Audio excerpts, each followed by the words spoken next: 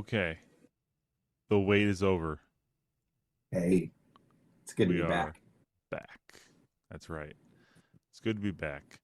And this is another wonderful Wednesday morning, gearing up to be Snowmageddon 2.0 for this year, isn't it? Yeah, The, we'll see.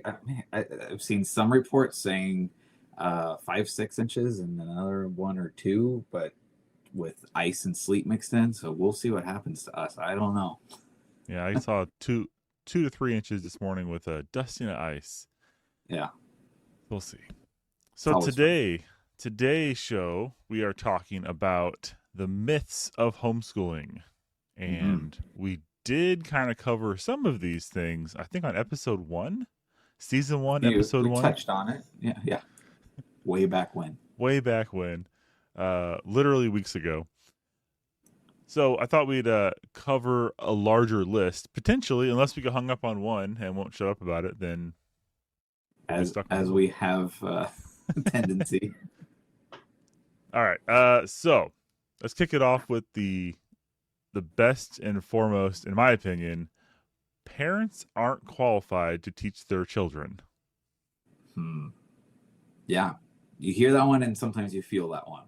That as a parent, like, you get that fear in the back of your head.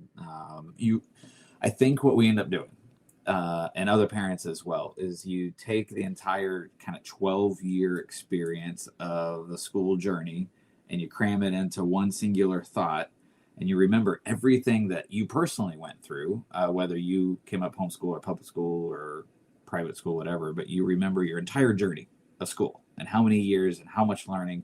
And you're like, that was a lot of information. I don't remember most of it, but then I'm supposed to teach it.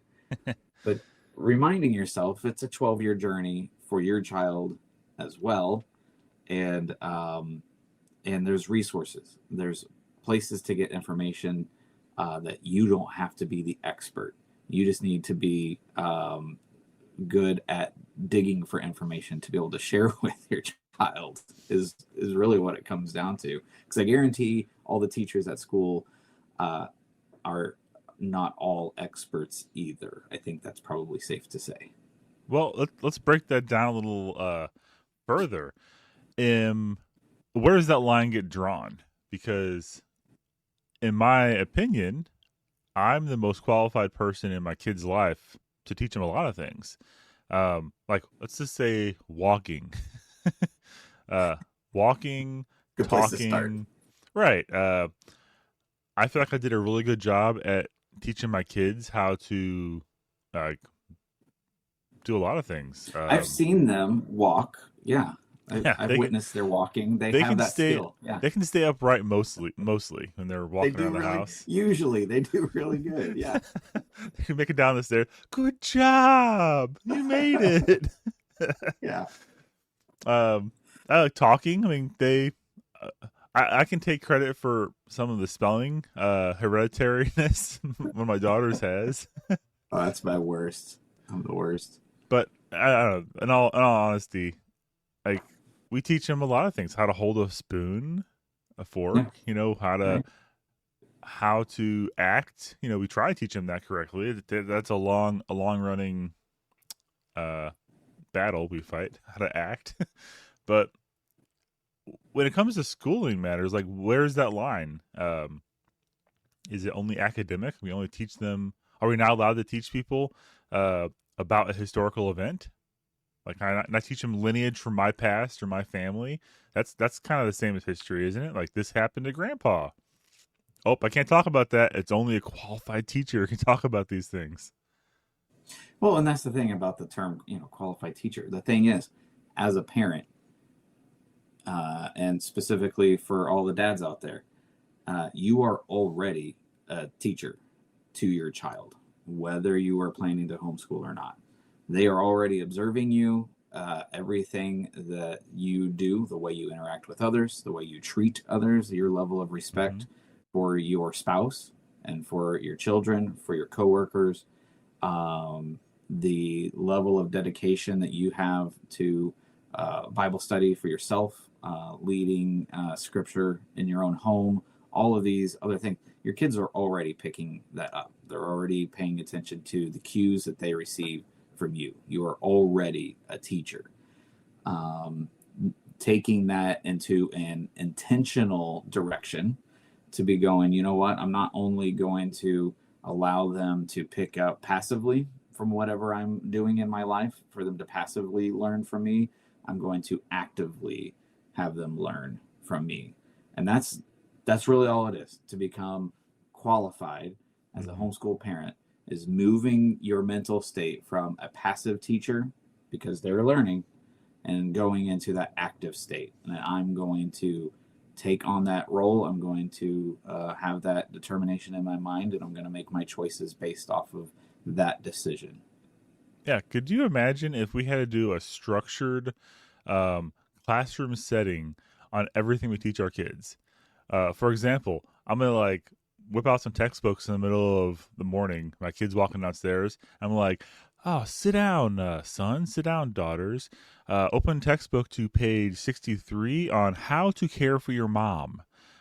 This is the lesson that dad's going to show you how not to talk to somebody." And then I'll say something stupid to mom, and but or likewise, cleaning up the dishes or cleaning up, vacuuming. We don't need a textbook in a formal setting to teach them the value of being present as a dad, And because even our daughters will watch what we do as fathers, and they will internalize it, and they will expect that level of caring for them when they're older, when they find somebody eventually, if they ever do. They will expect a level of caring that you demonstrate to them in their childhood and how you treat your mom or their mom. So it goes beyond being qualified as a teacher to teach a subject. It's You have a lot of impact on your kid's life just being around them or not being around them. Like not being around somebody makes a big message as well. That's why it's important to realize what you're working on, what you're doing, what you're saying. If I'm downstairs in my office here working on something for a client and I need peace and quiet, and my 6-year-old wanders in and wants me to play with him, um, it's real easy for me to try to shoot him out and just be like, "No, I'm busy. Leave me alone," because my thoughts are in coding or my thoughts are on something, and I can't just stop like a switch and do something else without being really disrupted. So I have to make a conscious effort a lot of times to stop and just pause what I'm doing, no matter how inconvenient it is, and realize that my kid will see me stopping and doing something with them, watching a movie late at night when I really have other things I need to do. I can do those things tomorrow, but I need to also be there for my son or my daughter. mm-hmm. Okay. That was a great Yeah. intro. I love that one. Being there and teaching. That's kind of All what right. we're. Thanks for watching, everybody. Yep. We'll see you That's next week. it. That's the best we got today, guys. Okay. What about homeschool families stay home all day and lack socialization? That's a, I mean, yeah, you absolutely hear that one all the time too. And I could imagine there's probably some families out there that prove this myth true. Yeah. That then, when you do meet them, you're like, oh yeah, that those kids don't ever socialize, so they ruin it for everyone else. But no, it's a decision that if that's what's happening in your home, that your kids are never around other kids, your family's never around other families, that's because you chose as a family to never be around other families or to have your kids around other kids. There are so many opportunities. We talked about them some last week about getting into a soccer club, or my girls are in dance, and being involved in your church, your children's ministry, your youth ministry, um, archery club, taekwondo. I don't know, whatever. Like, there's ways to get your kids involved, and they don't all have to have something that's like I was just saying, church groups. They don't have to have a cost associated with them. So if you're worried about, well, I can't sign up for all of these other things because they all come with a big bill attached to it. No, there's ways to get out there and be involved in other kids. Just look up, even just Google homeschool support groups or other co-ops if you wanted to build a co-op into your weekly routine. If you don't have them going on this school year, See if there's something going on in your area, or if you're super entrepreneurial and industrious enough, start your own. Start reaching out to other families. You don't have to do this alone. Your kids don't have to try to learn how to be an adult by staring at the wall and you being around sometimes. Like, no, they can socialize, they can interact, and it's super important that they have those opportunities available in their life. It's actually like in the playground setting, in the play time that kids have. That's when they're first learning their interpersonal skills of how to come to decisions together with their peers, how to compromise, how to work out conflict resolution. Having that opportunity and time for your kids is extremely important. And if they're not having that built into their routine, that's up to that family to figure that out. And if you haven't looked into that, dug into that, I would challenge you to do so. Yeah, there are actually non-homeschool families who don't like leaving their house either. That's right. It's a thing. People It's a sometimes thing. just want to stay home. Uh-huh. I feel that. I would rather Oh stay yeah. home a lot. I go through like spurts. Sometimes I'm super social. Sometimes I want to have people over. Actually, a lot of times I want to have people over because I don't like going places. So maybe that's the thing. I just like staying in my own house. Like if Yeah. someone, even my friends, like my close friends, are like, come over to my house for a dinner. I'm like, I got to pack the kids. I got to bring the wife. It's a whole thing. So why not you guys just come over to our house? Because all I have to do for that is just put my pants on and then you I come mean, over. It's so much optional. faster and easier. I mean, I should put my pants on. I mean, do I have to? Uh-huh. No, Yeah. but but yeah, it's a lot easier. I mean, there's this, and also, I think it helps me and my wife it forces us to clean our house, which is nice. Yeah. Right. No other clean house app. How do I say that? I'm saying that weird. Not built in your routine otherwise. Yeah, well, it is. We go through like we try to have chores and schedules and whatnot for our kids and ourselves. I have the certain things that I take care of, and a lot of times if I see something, I'll run it back and around if I see a need for it. Obviously my eyes see a lot less of an issue on things than my wife's eyes. She looks at it and she's like, "Oh my gosh, it's all this and that," and I'm just like, "Looks fine to me," you know. But it's just not as important to me at that moment, I guess. But I yeah, guess. that's yeah, I guess. But you learn as a husband and a dad, you learn what's important to your spouse, and you learn to do those things as well, make them important for you. Because if they're not important to you and they're important to your spouse, you got a problem. Right. Yeah. But back to the actual topic of yes, I think there's a lot of these that smush together actually. Um, so I'm looking at this list. Lacking social interactions. Maybe there's not. I don't know where I was going with that. I had a couple I was looking at. Oh yeah, so the kids can't play sports at public schools. Can't Mm. participate in extracurricular activities. Um, yeah, well those two can be smushed together. Which we kind of touched on this in the first about us kind of things. Our kids are into a lot of stuff. Like mine might have Mhm. silks class. They used to do gymnastics. We were homeschooling when we did that too. My girls both did soccer. My boys both did soccer. My youngest is still really into soccer, and he's getting really good at it. He needs a little more like practice at going after the ball after he kicks it, but he's going after things, which is nice. He's not running away from the ball. So baby steps. Um, and I didn't teach him that, like a soccer Yeah. coach taught him those things. I probably should teach him more soccer, but it's you can have supplemental learning for your kids along the way. What I mean, activities this goes. you in? What your kids do stuff, don't they? Yeah, like I've said, they're in dance, and That's right. that's kind of the big main one, and then being involved in activities at church and stuff. But this goes back to just the heart of just your your whole well-rounded approach to education in general. And this could be for a homeschool family or otherwise, but taking that, again, that intentional step of finding what makes your child, your student thrive, and chase after that. If they are into athletics, find out which kind of athletic they enjoy, whether it's a team sport or an individual sport, like you said, gymnastics, or it could be basketball or soccer or something. But if they're into hunting, they're into STEM stuff, you could find Lego clubs, things that are going on in lots of communities all over the country.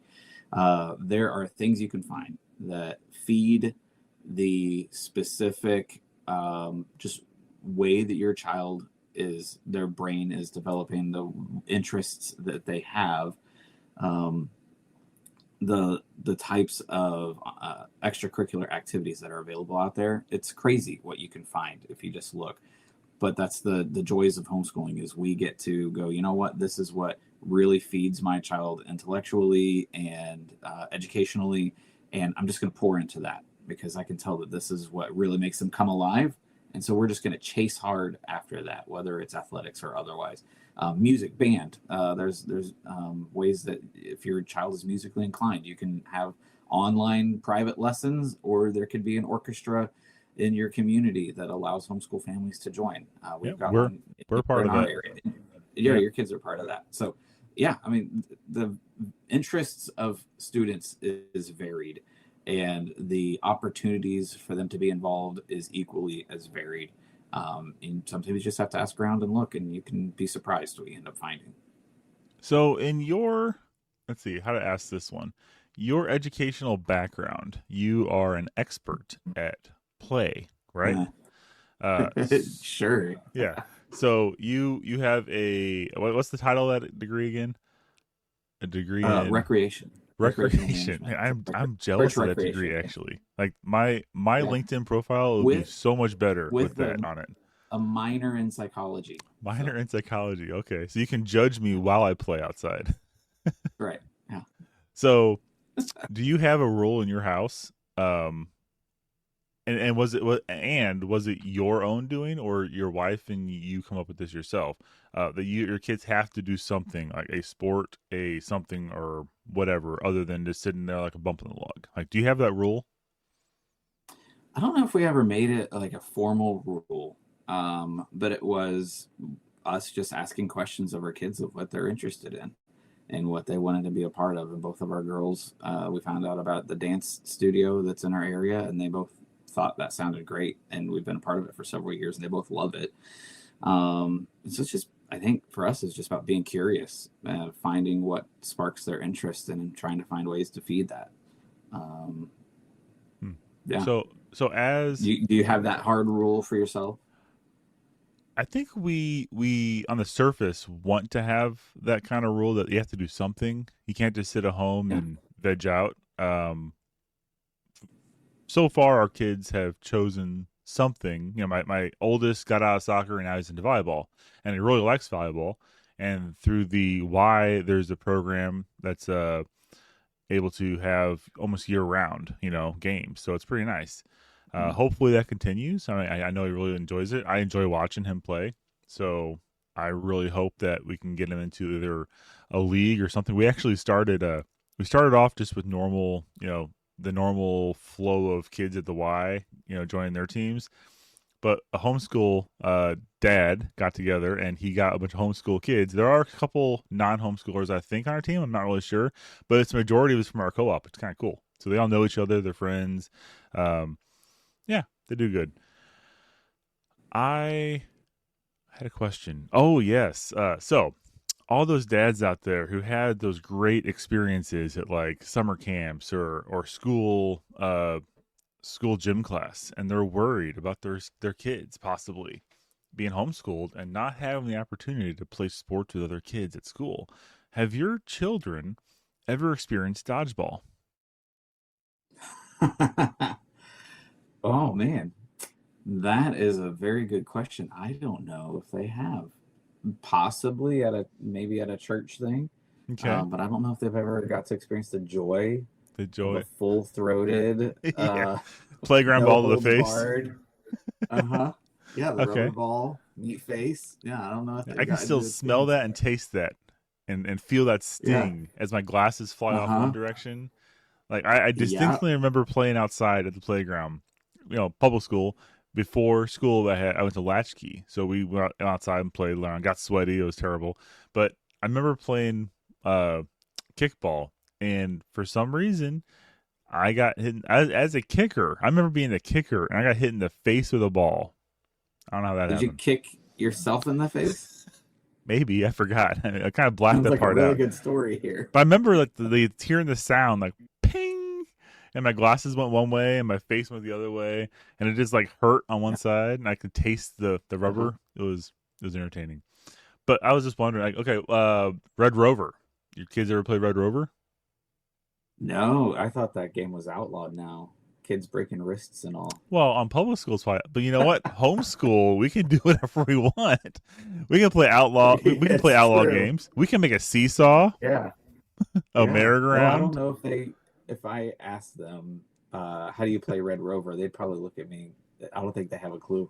That'd be an Yeah. interesting segment. Maybe my wife can do that on her homeschool blog, her video, her YouTube channel. Man, Yeah.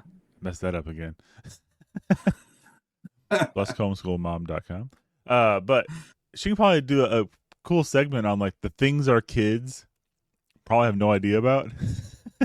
Uh-huh. And is that good or bad? It's This- kind of like proving our point, I guess, on that one. Maybe if we put the Exciting. effort forward, they can play games still like that. It's Yeah. like, The one that always stressed me out, and we never actually did, but it was always in like the movies or a TV show. If there was a kid in PE class, was doing the rope climb, and you had to climb all the way up and touch the rafter and not we did fall that. and die. We did You that, did and that? my I wife did never that. had a PE class that we did that in. Yeah, Oh, man, we should ask. but We it should always ask stressed me our out. church if you could put a rope to the rafters and have the kids climb up to the top. But It's I've got a okay. rope. We'll put a small thin mat at the bottom. It'll be fine. Yeah, yeah, and I mean it's funny because then I love rock climbing and doing all of that stuff. I'm not afraid of heights if I'm strapped in, but climbing up a rope without a harness, that no, not See, interested in that. heights to fall off of something that I could be injured and survive scare me. Uh-huh. Heights Yeah. that I can fall off and to just die, which I mean, you can die falling off your roof, right? If you land wrong. But I'm saying like an airplane or a skyscraper edge, that doesn't bother me as much because I know that if I fall, I'm going to die, and it's fine. It's just how it's going to happen. But the possibility of severe pain and surviving is what kind of terrifies me. So it's a weird thing. Like, I mean, I'm still cautious around. I'm not like reckless on an edge doing parkour off of roof edges to roof edges. That's not me. Because I can't jump very far and I'm kind of out of shape. But maybe, and that was my own fault. That's not the public school system. That's my own fault. But I never was really good at the rope climb or the pull ups. That's the other thing my kids probably never had to do. Was the pull up test. Remember those tests we had to do in gym The class? presidential, yeah, Yes. those presidential It was and sit and you, reach, pull ups, uh-huh. jumping Oh, the jacks, sit and reach running. was the worst. Yeah, Yeah, running, and and then there burning. was the rope climb wasn't part of it, but I always associated that with it was the pull ups were the worst. It was like that one little scrawny Yeah, kid that was like, shorter than everybody else, had no muscle, no body fat at all, like a twig. He's sitting there just going yeah, up and down, up and down, up and down, and that's right. Uh-huh. I I I catch get that. one because I jump off the ground and I'm like one, and then it's like Yeah. nothing. Drop. There's a silence over the You're tall crowd. enough, though. You could probably do the jump off the ground a few times. Oh, I did it once, and then I try to you have to hook your. They tell you this before you start. You cross your legs and bend your knees so Yeah. you are hanging there.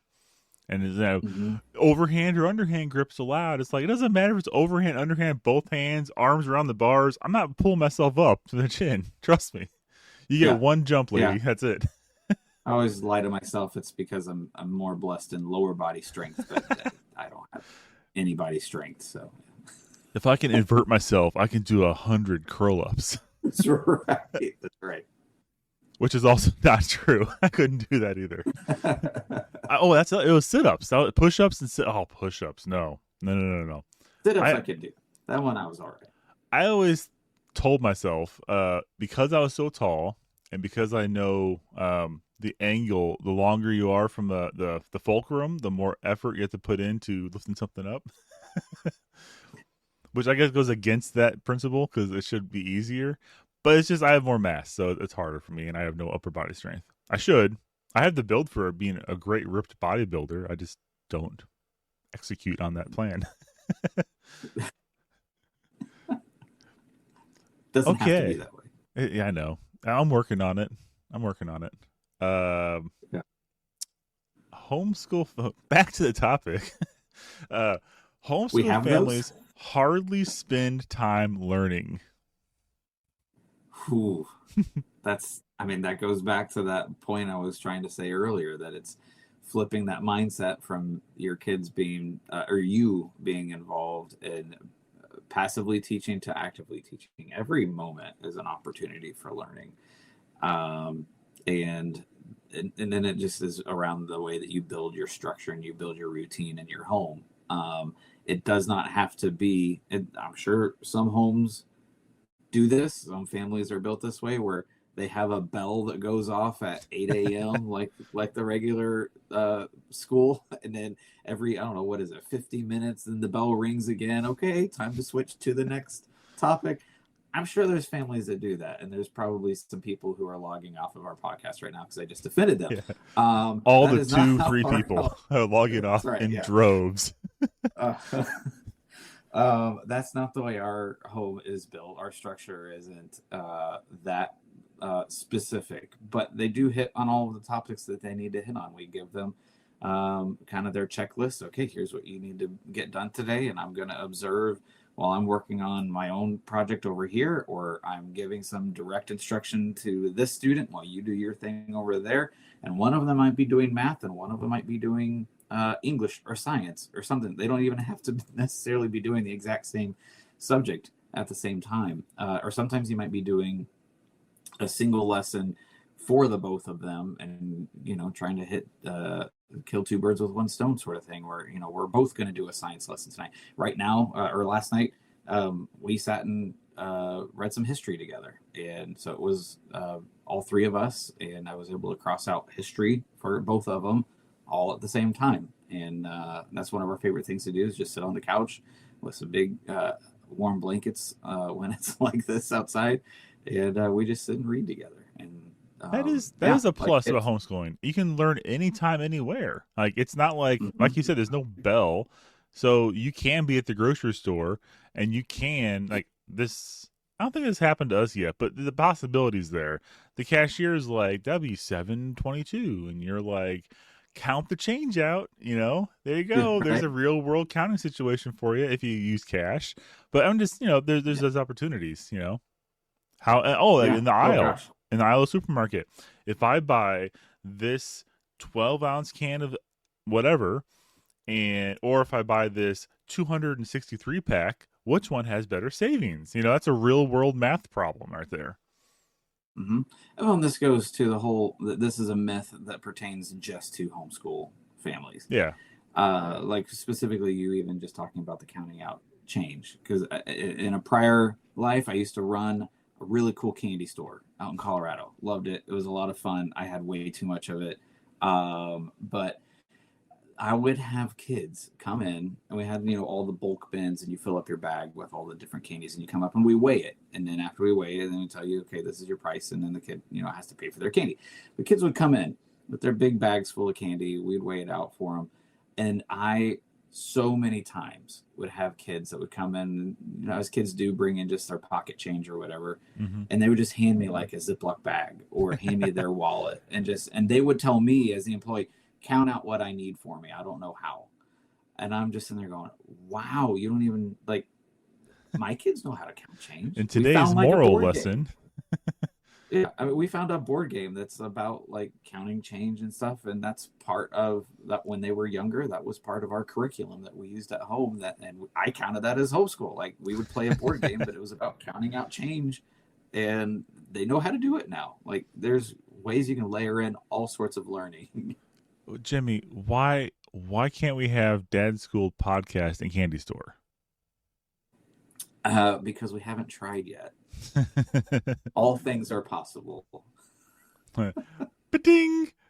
No. Okay. Why can't do Uh, that one.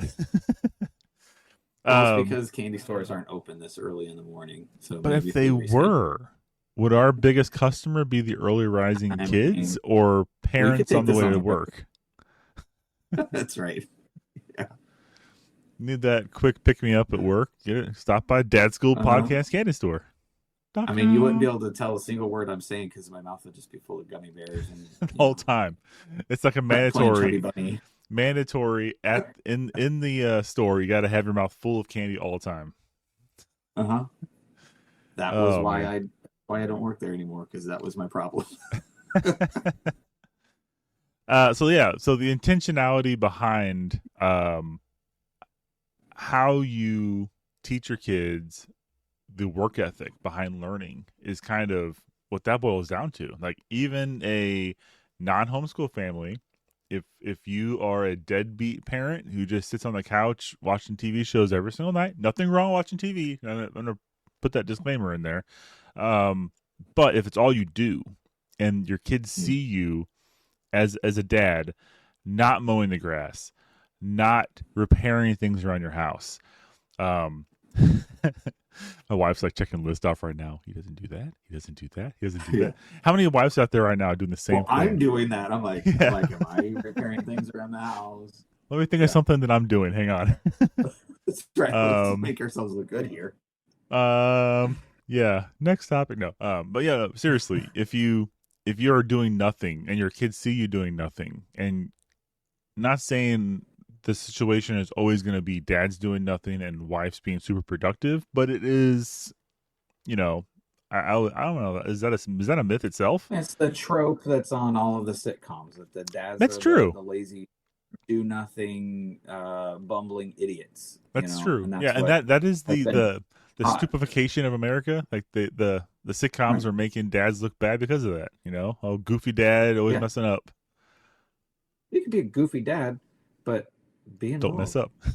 Don't mess up. Yeah. Right. Ever. um, ever. You have to be perfect all the time. No, no. What else? Okay. So speaking of doing things and speaking of being accountable as a student in general for a homeschool or non-homeschool family, doing actual homework. Okay, this one's funny Mm. because the definition of homework would be work you do at home, right? Right. And Yeah. wouldn't that mean um, homeschool kids only do homework? That's quite the quandary. Yeah. Yeah, Yeah. like back Yeah. at you. We do all the Uh-huh. homework. We, all everything is always only homework. No, I think that idea comes from there's directed time of learning where they're receiving information from something being taught, and then time that they're spending on their own finishing their work later. And my kids get that. Sometimes their direct instruction of what they're being taught is a video series that we found that is teaching a specific history lesson or science lesson or an art class that we do, and then they spend time after that specific instruction and continue working on it after, and that's their homework after they receive their specific instruction. And it works. My kids actually know how to do things, and the art that they do is beautiful, and like they know how to read and write papers and all those things. They're capable because we've built that routine and that structure of have some direct time and then have some time on their own to and practice, and they and do you good. already kind of touched on this before, but if your kids don't finish their work when they're supposed to, oh, that reminds me of something I was going to ask you before, actually, but I'll finish this thought. If your kids don't finish the work in the time allowed, they have to do it later, or like on the weekend, even Sunday or Saturday. They're waking Yeah, up and doing their homework before they can do fun activities, right? yeah, That's yeah. how I mean, our we had house that works the same way. this last Sunday before we could go to a Super Bowl party. We had to finish a couple things that we got a little behind on, and guess what? We got it done. That's right. So here's my question I had for you. Okay, on Okay. and it popped in my mind a while ago when we were talking about morning routines kind of scenario for your kids, and like ringing the bell every hour for subject. Do you have a set time you guys start your school day? Like, I know it probably changes based on what the day holds for your kids. It might Right. be different for your Huh. co-op days versus not. But do you have like a set schedule that your kids are expected to get up by a certain time and be ready and working? No, No. not at all. I think we've tried that. Like we've tried like there is an overarching expectation in our household that you should not be sleeping all day, right?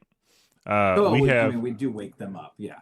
Yeah. well, Mo, we used to have I wouldn't say a strict rule, but there was like expectations of by 9 o'clock, mom is downstairs and they're doing the first lesson together, and that's probably more tied to my wife wanted to have a schedule for herself too, because she has a home business that she runs as well, and she teaches the kids, and she has the curriculum broken out into what days she's super organized. Like she has this plan.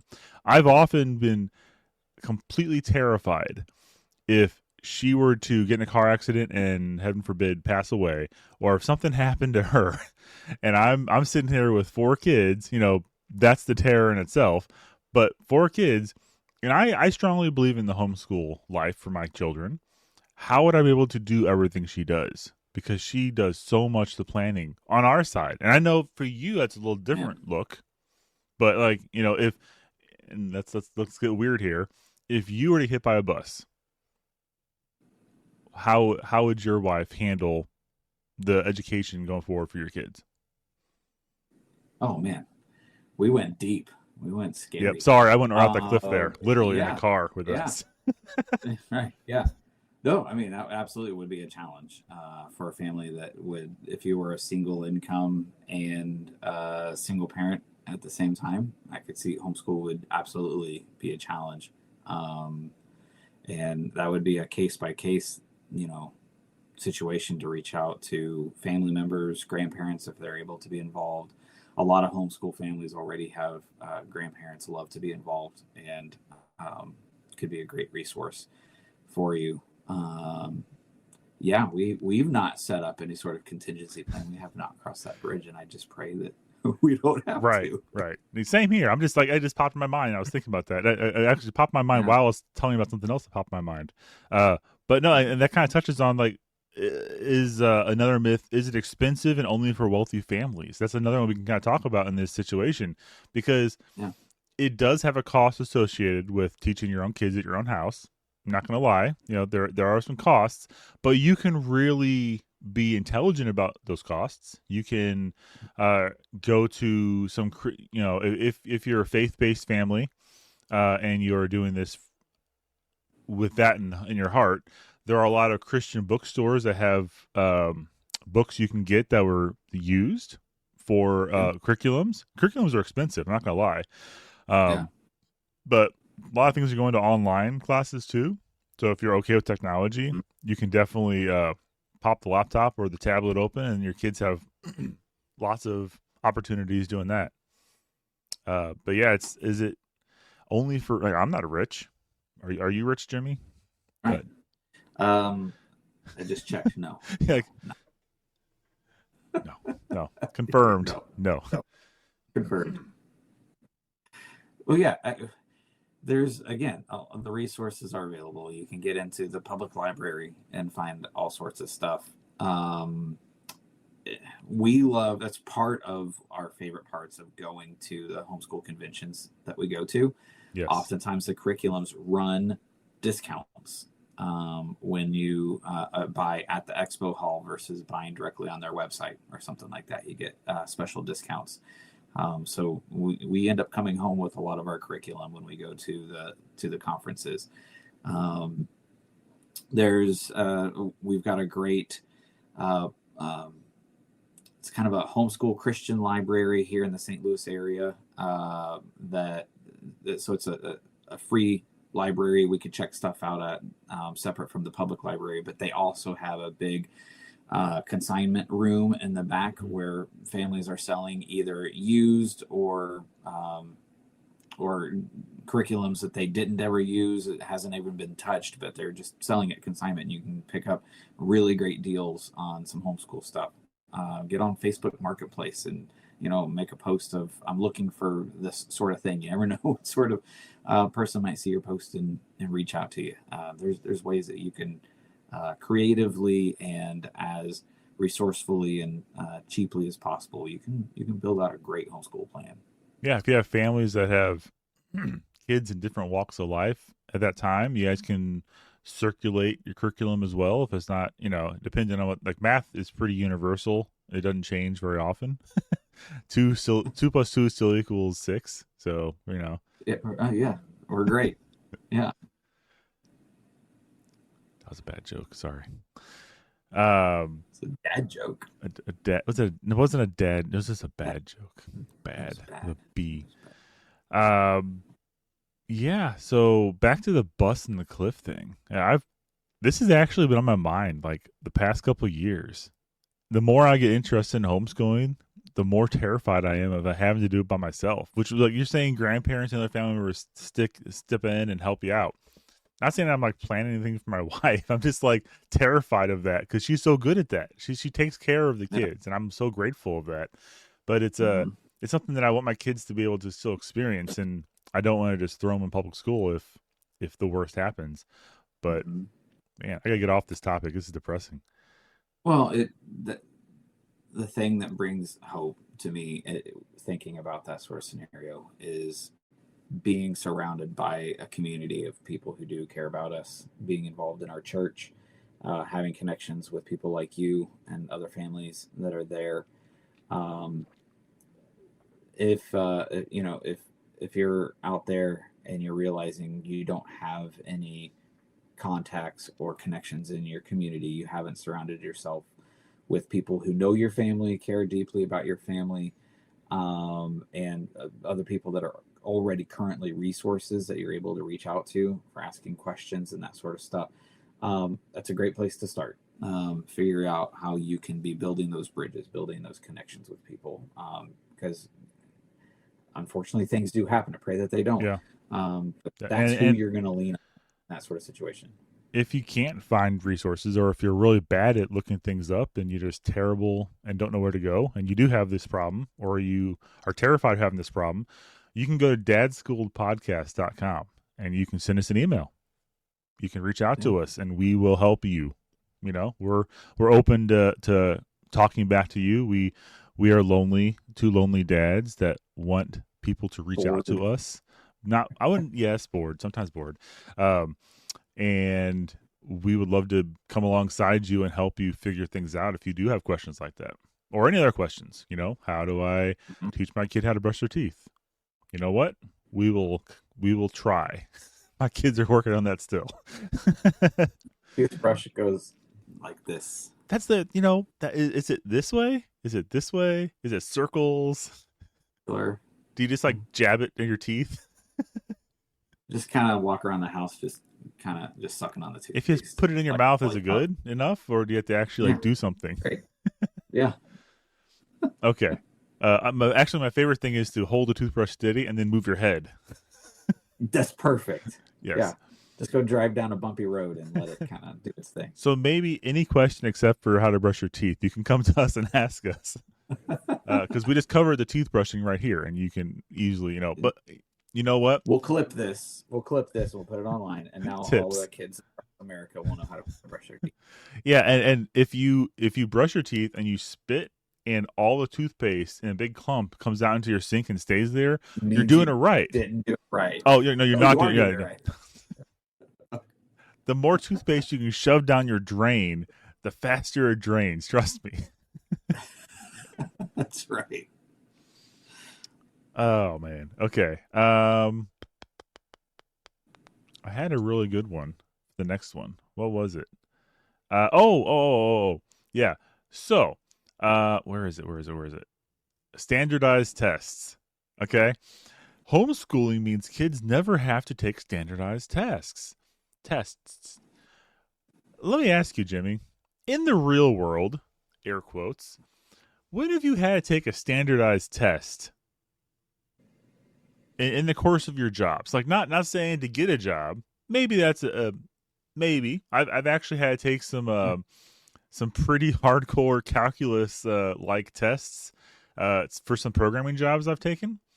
I did not pass them or nor get the job because dang, it was like that thick, and they gave you a pencil, a paper, a calculator, and said you have 1 hour. Oh gosh. I was like, what? What happened here? But it was actually for a physics engine software development role. So it makes sense. You should know some math. I did not know enough math to get that job. Anyways, but so when have you had to take an actual standardized test? I haven't. I don't think. It's Yeah. been a long time. Like, do you think CEOs out there of large corporations sit down on the daily and take a standardized test? Every day. That's what a Every CEO day. does. Yeah, it's like time for Right. your test, sir. Take this test Uh-huh. to prove your Yeah. worthiness in this society. No, standardized No. tests are, okay. I understand how we can get to the point in education to have a standardized test. It's like you teach your kids something and you want to be able to give them something in mass because you have more than one kid in a public school setting. I'm just thinking like the very bare bones basics. I'm in a log cabin out in the olden days. I'm teaching, 6 different grades at the same time in a small classroom of 10 kids or less, right? Just going basic here. And I taught them all something, and I need to test if they know something. What's the easiest way to do that? Bring each kid in up one at a time and ask them questions, or give them a piece of paper that I came up with that should cover the basics and have them fill it out, see if they can do that. I get where they came from, but Mm-hmm. I don't see that in life anywhere. Right. Yeah. It's not a regular daily routine sort of experience for sure. Yeah. So that goes into other ones here, like homeschooling is just for kids who can't hack traditional schools. I know Good. a lot of kids in schools. Yeah. A lot of kids in traditional schools that can't hack traditional schools That's that are true. still there. I don't know. I Yeah. barely hacked traditional school. Okay. Right. I barely Yeah. made it out of there. Yeah. You So get the whole like, your kids if they're homeschooled. This is the favorite one. If your kids are homeschooled, they're not going to be socialized, and they're going to end up being awkward. They're not going to fit in. They're not going to be like everybody else. yeah, or they'll be And to that, I sheltered. say, or they'll be sheltered. But I'm like, yes, I don't want them to be like everyone else. Have you seen what goes on? And I don't want them coming home. Because and the biggest thing that they learned today is they know all the Taylor Swift lyrics and they know how to twerk. Like that's not what I'm expecting for my child to go and do at their school experience. And for the non-homeschool people listening, I will preface this by saying it is not a guaranteed. Like we're not saying that's all that happens in public school. No, but the environment is there. And that is a big, I guess, plus for me is I control my own environment in my own house. I can decide whether we're doing twerking lessons or not. Oop, did I just lose Jimmy? I think I just lost Jimmy. Wah, wah. Come back, Jimmy. Come back. Yep, we lost to Jimmy.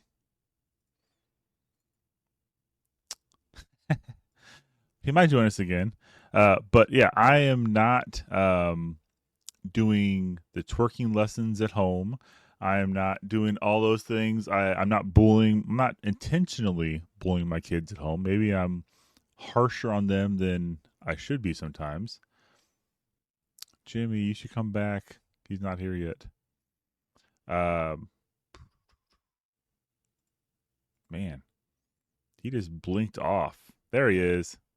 There he is. Show. Oh no, what happened? You're back. Yay. All of a sudden I just disappeared. Don't hit that button. Don't hit that button. Took a drink of my coffee is all I did. He's like, and leave. I was mid drink and the screen just went away. I'm sorry. Hi everyone, I'm back.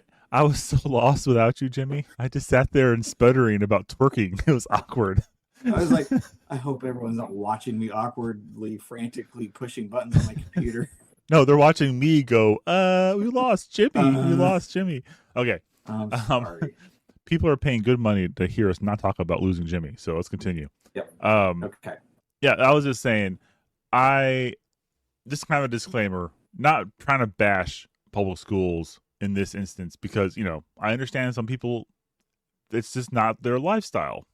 Some people don't want to homeschool, some people can't. Instances on why you can't homeschool. Let's just talk about that. Uh Both mom and dad have a full-time job. That makes it more Mm-hmm. difficult. Does it make it impossible? No, but it makes it more difficult, especially if you both are required to go to the office. Unless you have a grandparent or other family member or friend willing to step up and help you in those instances, I don't see a Mm-hmm. real way you can do homeschooling. That's hard. Uh, Well, that was our experience for a long time. We both worked full time, but that was I was in retail. I worked early mornings, and my wife, as a therapist, worked evenings, mm-hmm. and we sacrificed, truly sacrificed our time together, one on one, because that was a priority and a value of ours that we wanted to pursue home education. Thankfully, we have a really strong bond, and I don't feel like we had any major missteps or strain on our relationship that was detrimental. I mean, there were days that it was tough. I miss hanging out with you. You're my favorite person. But thankfully, we had just a really strong bond that allowed us to be able to do that. But yeah, if you're going to commit to homeschool, you got to think through all those scenarios and come up with a plan. As we've been talking about the scary bus situation, Mm-hmm. I would say probably one of the hardest situations or scenarios for a family that wanted to homeschool would be a single parent. Would Yes. be difficult. And if this is your story, if you found us and you're listening to that, absolutely, my heart goes out to you.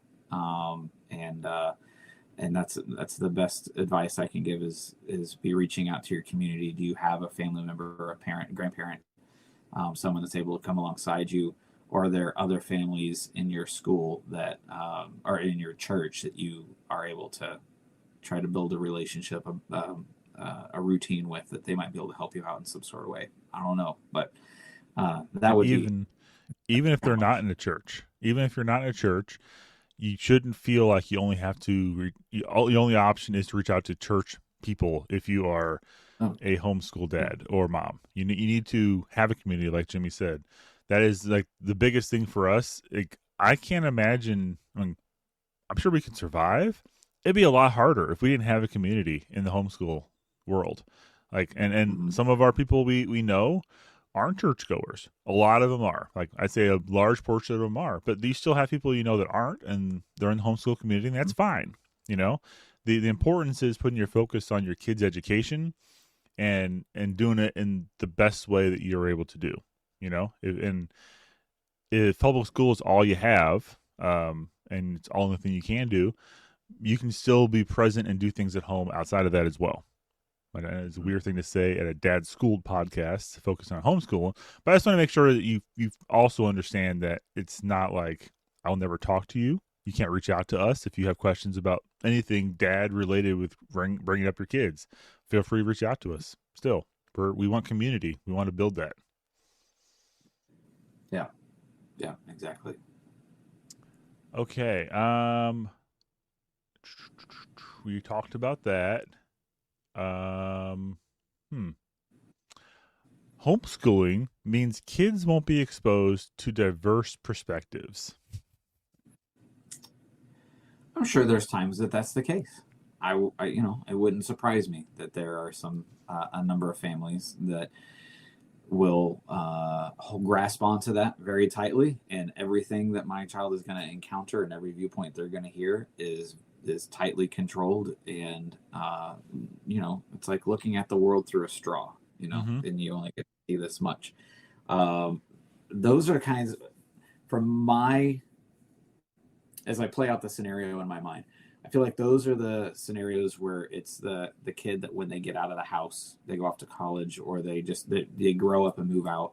These are the kids that go off the deep end, and go absolutely nuts whenever they're out on their own, Yeah. because Overload. everything was through that little straw, and they don't realize what's going on out in the world. And so when they do encounter the world, yeah, it's just overload and freak out, or they just try to end up consuming all of it all at once, and it's yeah, I mean, it's there's that trope of the pastor's kid is always the worst Yeah. kid, or always the nutso kid. Thankfully, I'm a pastor's kid. I think it turned out okay. My parents did a really good job of helping balance, I think, church life and social life, that allowed me to have a good foundation of, okay, this is what's going on in the world. Have a good understanding of what's going on in the world.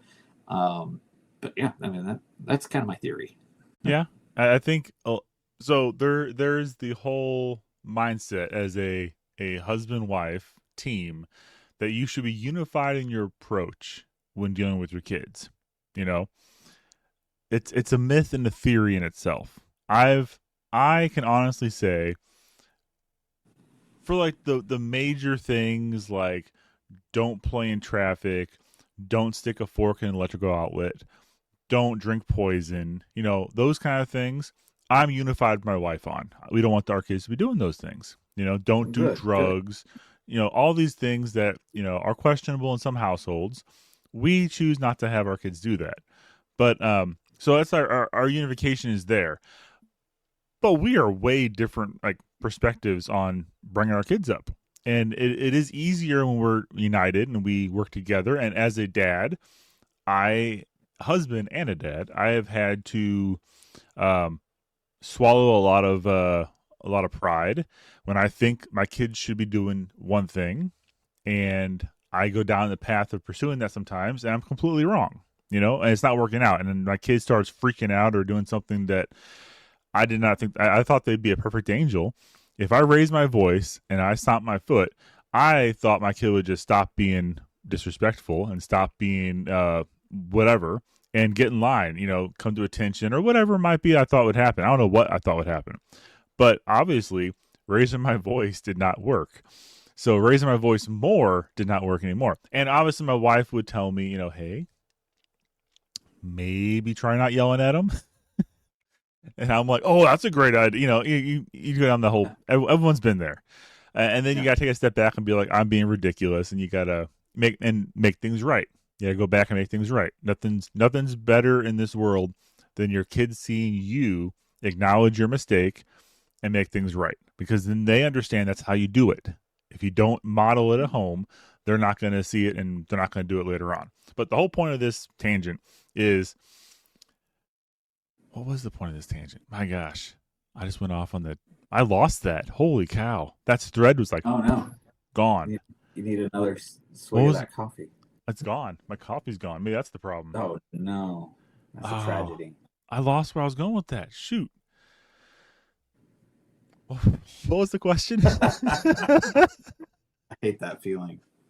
No. But yeah, What was the question? You I don't even wish know, do you? You have no I wish idea.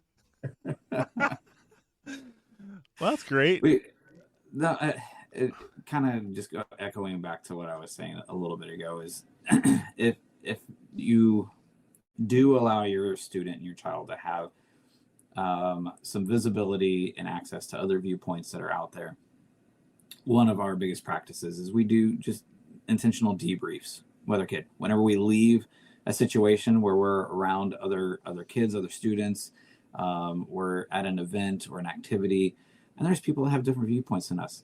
I'm Mm. glad that our kids are being exposed and having experiences with people with different viewpoints.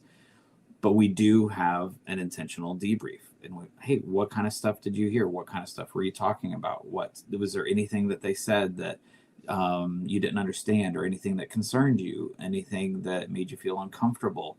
Mm. And a lot of parents, they might feel like this is an invasion of privacy, or I just need to let my kids be kids. But I'm of the school of no, I want to make sure that they understand what they are encountering, and help them have a filter that allows them to sift through everything that they're gonna see or hear things that are foreign, unfamiliar, and it can bring up questions. Well, I want to answer questions. I'm going to be honest, and I'm going to be forthright in my answering of those questions. And that can be a scary place as a parent, committing to do that, because I mean, there's things that kids bring up like, where did you hear that? Where did you Yeah. understand that? Like, okay, let's get into it. And that's going to help bring up a well-rounded, not just a well-educated child, but a well-rounded child that's going to be capable of engaging the world when they grow up. And you can do that with situations you encounter in public. You can do that watching a movie or a TV show. There's some topic and then that pops up that you didn't see coming, and your kids look like this. You know, Great. you can stop and pause and be like, "Oh, let's talk about this." Yeah. We just saw a guy's head explode on this film called Glory. Let's talk about this. Yeah. Heads do that. It's like heads like do that in war. This is why we shouldn't have war, children. Right. I actually remember where I was going with all that before. So parents good. and unification of like being like-minded in direction. Yes, it's a great idea, but it never happens. And as a dad, it's our responsibility to not create strife and issues more than necessary, I should say. But you should be unified with your spouse. But it's important your kids also see that mom can have a different viewpoint than dad, and not to play that off each other. But it's important that they can understand that you can coexist in the same household, share the same children, share the same bedroom, share the same dinner table, and not be nasty to each other. That's something nowadays that kids, I feel, don't have a good role model for that, because in sitcoms and all TV shows and YouTube things they watch, someone gets upset, they slam the door and stomp off, right? Like that's like the standard whatever. So our kids model that. And parents model that. We grew up watching the same crap on TV as well. So whenever times get rough, it's important to take a step back and approach it from a different angle. And it's not, and this is like, I am not the best person to give this type of advice. It's easy for me to give this advice, but do I always follow it? No. I can honestly say I don't go around slamming doors in my house. Like, maybe, I'm sure if someone was counting in my life, they probably could count some number of doors I've slammed, but I make it a point not to stomp away from problems and do things like that. Do I walk away sometimes because I feel like I don't have an answer or I can't control my emotions? Absolutely. If I get so upset that I just got to walk away, I will. And I got to be alone for a bit. But it's important your kids see resolutions to those things as well, because hearing your parents screaming at each other every single night is not a good, healthy upbringing for a child. And seeing their parents not resolve their conflicts is not good either. Like, if your parents have a big blow-up fight and then stomp off and the kids never see a resolution to that, what are they thinking? Like, mom and dad had a fight and they're not coming back. They're not resolving this. Therefore, if I have a fight with my friends, I can just have a fight and stomp off as well. So it's those kind of learning things. They're losing their connections. They're losing their bridging community. And they're learning in their model, or they're learning what's modeled to them, and that's how they're going to do their own relationships. So so that's a challenge. And if that's something that you find is happening in your home, then I absolutely encourage you find a family therapist or a couples therapist, or find some sort of scenario, pastor, a friend, someone who's able to help you take some intentional steps to, you know what, we need to work on ourselves. No one is perfect. I don't expect myself to be perfect, so I'm not going to hold you to a point of perfection either, realizing you also make mistakes. I'm not going to hold everything against you. And if you're finding that those disagreements are insurmountable more and more every day, then look for someone that could help you work through some of those things. And if you have nobody, dadschoolpodcast.com, send us an email, send us a message, because we love to hear your story of what's going on in your life, and we will reply back. Now, Jimmy, is this going to be expert advice we're giving? Probably chat GPT. Yes, we will definitely insert your questions into ChatGPT and then modify the answers and response.